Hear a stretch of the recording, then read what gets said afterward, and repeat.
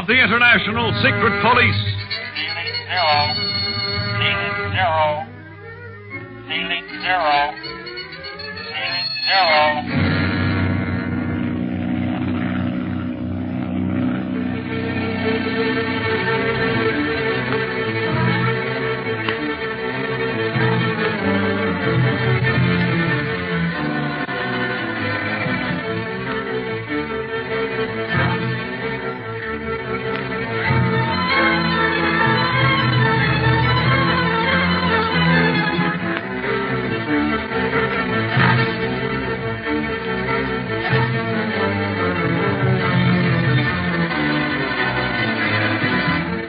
Clint, Carlos, and Commandant Ricard are exploring a passage through which, presumably, the Octopus has made his escape from a house in Marrakesh. They have left Speed in the wine cellar from whence the passage started, but suddenly are stopped in their tracks by the sound of his frantic voice, calling them back. Clint loses no time in returning to his nephew, and we find them together now with Speed holding a piece of paper in his hand. Oh, Speed! Speed, what's wrong? Why did you call us back? Well, maybe he could have waited, Clint. But, gosh, I was so excited when I found this paper that I yelled before I knew what I was doing. Dios mío. We thought the Octopus himself had you, Speed. What has this paper to say that it excites you so, eh? Mais oui. I also would like to know. It is not good for me to run so fast at my age for no reason at all. There was plenty of reason, all right, Commandant Ricard. This paper has the mark of the Octopus on it. What?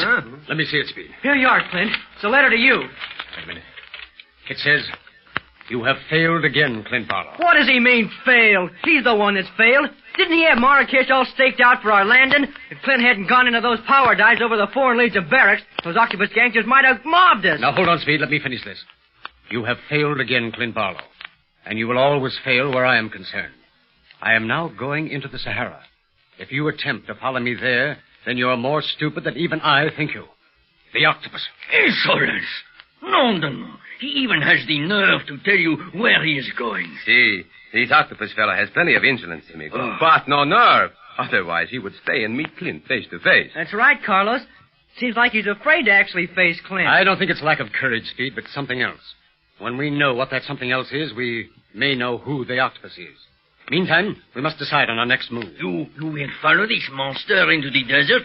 Then I will notify every Legion outpost in the Sahara. You will have our full cooperation, Monsieur Barlow. Thank you, Commandant. We appreciate that, and we'll call on the Legion many times, no doubt, during the following months. But I'm not so sure that we should go directly into the Sahara. Why not, Clint? If that is where the Octopus is. But is he? Why should he tell us where he's going when he fled from us here in Marrakesh? Gosh, that's right. But there is no other place for him to go if he went, as we think, by caravan. Marrakesh is the gateway to the desert. The Octopus wouldn't travel by caravan long, Commandant. In China and Tibet, he had a fast fleet of planes at his disposal. And I imagine he has the same here in Africa.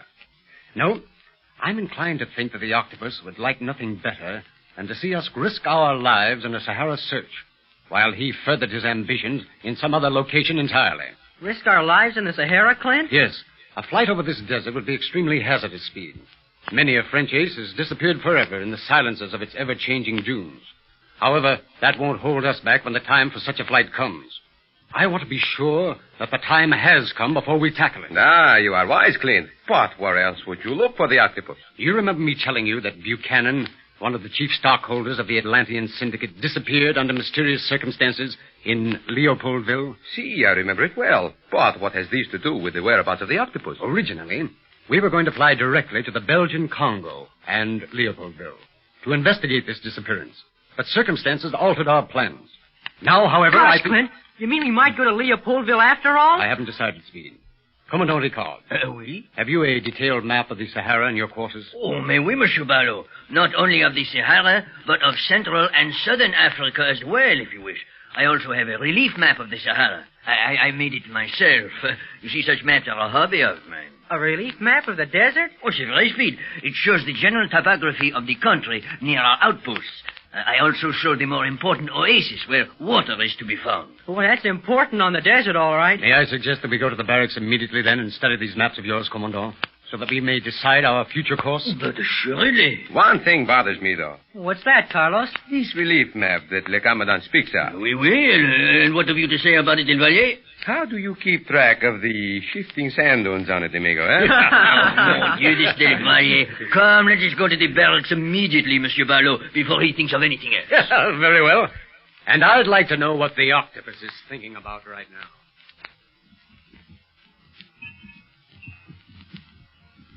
now. Zabul. Zabul. Yes, Octopus, Master. Silence, you fool. You know better than to call me by name. Oh, forgive me, Master. The past excitement has caused me to grow careless. I have no need for careless men, Zabul. They are dangerous. I humbly seek your forgiveness. Waste no more time in such talk, but let your actions speak for you in the future. Meantime, walk as close as possible beside my camera. I do not wish to be overheard by anyone. There is little danger now since we are nearing the city walls. I would give a great deal to know if Kiri succeeded in silencing Abu and welcoming the secret police with his poisoned darts. Kiri has never failed. There is always a first time. However, the pygmy is to be trusted. I feel that. If he fails and is captured, he will not talk. No, he is too savage for that. He hates all civilization. I am surprised that he obeys you, Master. Only because he fears me, Zabul. Even a savage can be governed by fear. But I must know what happened in the house of Sidi El Ghalifi. How can you know? We shall soon be beyond the city gates and out in the far reaches of the Sahara. You will not come with me through the city gates, Zabul. You would leave me here in Marrakesh, Master, with the city being searched by the Foreign Legion. Barlow must have told Commandant Ricard everything before they came to the house of Sidi El Ghalifi. You will only stay long enough to learn what happened in that house after we left it, Zabul. Contact our spies. Learn everything you can concerning the activities and future plans of the secret police. If they lived. By now they must have found my note in the wine cellar. And after I learn all this, where shall I meet you? At the secret hangar on the desert. You will fly into the desert, Master? That will depend on what news you bring back to me. Go now, and see that you return with full details as to Barlow's plan. Maintenant, this is the map room, mes amis. My gosh, just look at the maps, Clint. The walls are covered with them. Oui, they show every part of Africa in detail, my young friend. Can those maps be depended on, Commandant? Well, yes and no, monsieur. Much of the desert and the jungle is, shall we say, impermanent, ever-changing. On the desert, one may be looking at a landscape of sand dunes, along comes a wind, and poof, one is in a strange country. The same in the jungle, not with sand and wind, but with jungle growth. Vines and creepers which grow almost as one watches them. But these maps that you see around you are the best of Africa of any maps in existence. That I will guarantee. Well, that's good enough for me, Commandant. First, may we see the one of the Sahara? Oh, may we? I take it from the wall. Come see. And spread it on this big table. Come so. Gee, that's swell. All right, now let's see. Here we are in Marrakesh, up here. And the last reports we had on the Atlantean expedition was that they were operating somewhere near the town of Regan. Regan? Oh, that is down here. A treacherous country, Monsieur Barlow. I feel sorry for anyone digging for a lost continent in that part of the Sahara. Do you think the Octopus would go to the expedition, Clint? It isn't likely, Speed.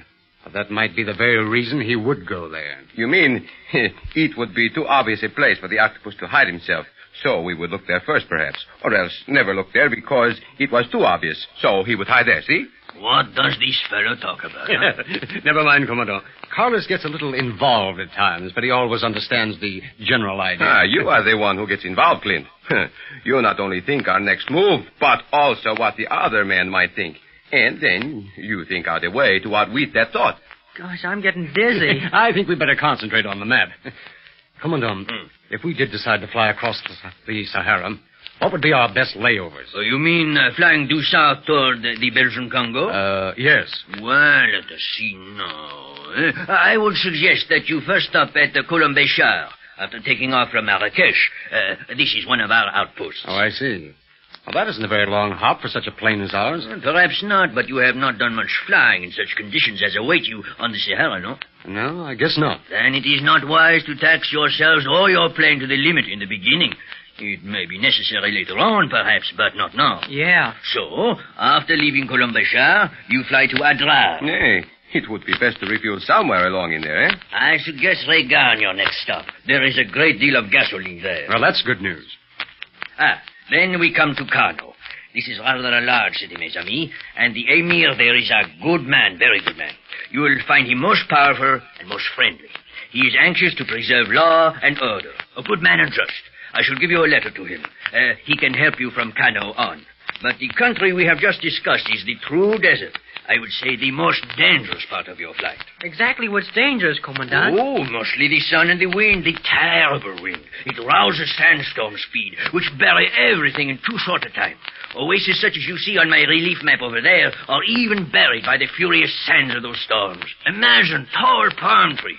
Gee, I'd hate to have to land in one of those storms. I pray that you never have to, my young friend. A landing, even in good weather, is most hazardous because of those shifting sands. Yeah, that is very true. You would need sand skis on the plane, Clint, and that is one thing she has not. But Clint's landed in sand before, Commandant. He could chance any sort of landing field and set down right side up. Well, I hope we won't have to make any forced landings. Now, what about these outposts you've mentioned, Commandant?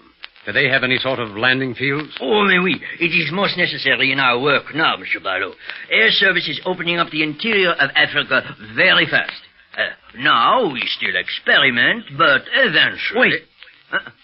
Qu'est-ce que c'est? Oh, you know better than to interrupt like that, Speed. But someone's listening to us, Clint. Listening? Mcnear, where? I saw someone move at the window over there. Oh, that means only one thing. An Octopus spy has been listening to our plans. Raise the alarm. We may catch him yet. Attendez. Sonnez l'alarme! Sonnez l'alarme!